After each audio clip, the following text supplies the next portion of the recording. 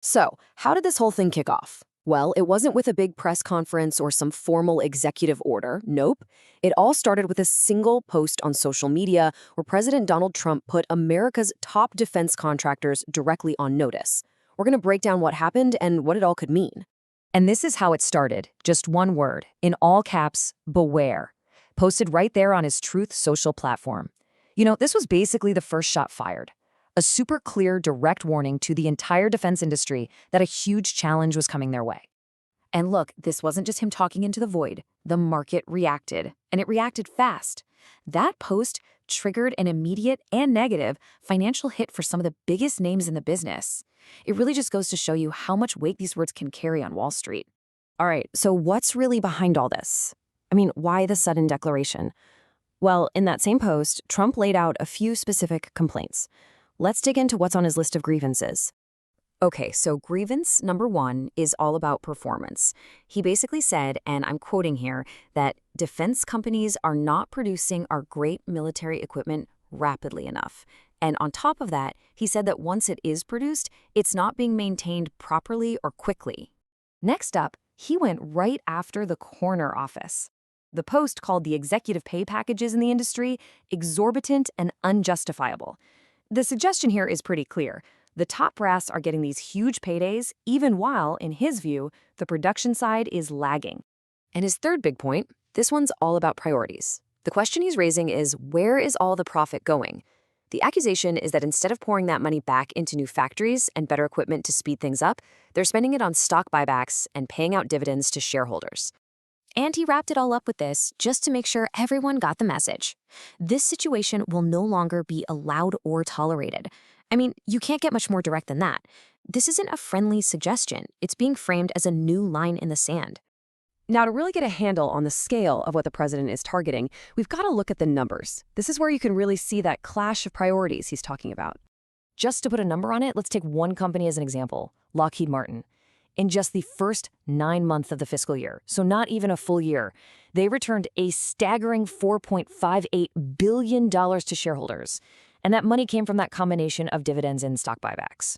And if we break that down, for Lockheed, you're looking at over $2 billion for buybacks and another $2+ billion for dividends. And they're not alone.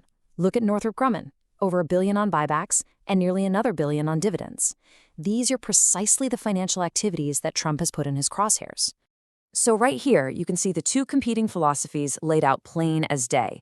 On one side, you have Trump's vision, which says, hey, put those profits back into new plants, new equipment, and speed things up. And on the other, you have the current practice, where profits are going to stock buybacks, dividends, and executive compensation.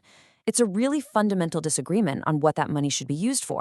So you can probably guess what happened next, right? When the White House threatens to cut off the money flowing to shareholders, Wall Street definitely pays attention. And the market's response was, well, it was swift and it was clear.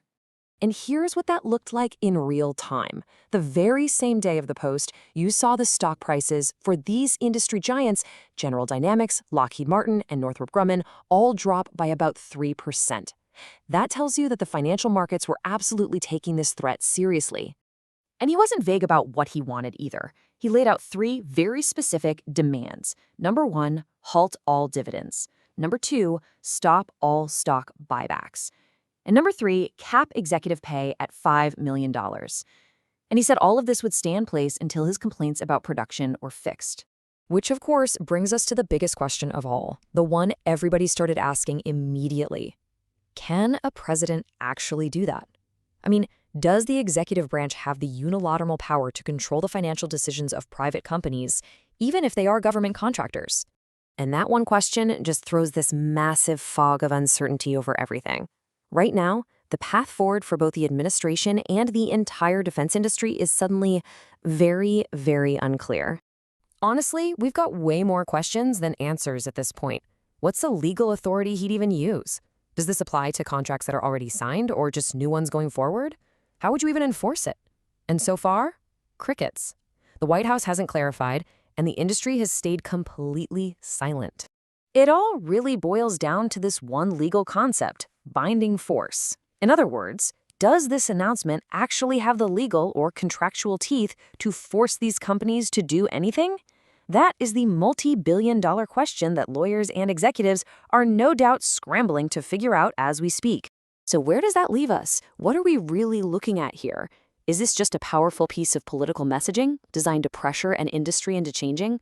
Or are we watching the very beginning of a fundamental revolution in how the U.S. government deals with its most critical defense partners?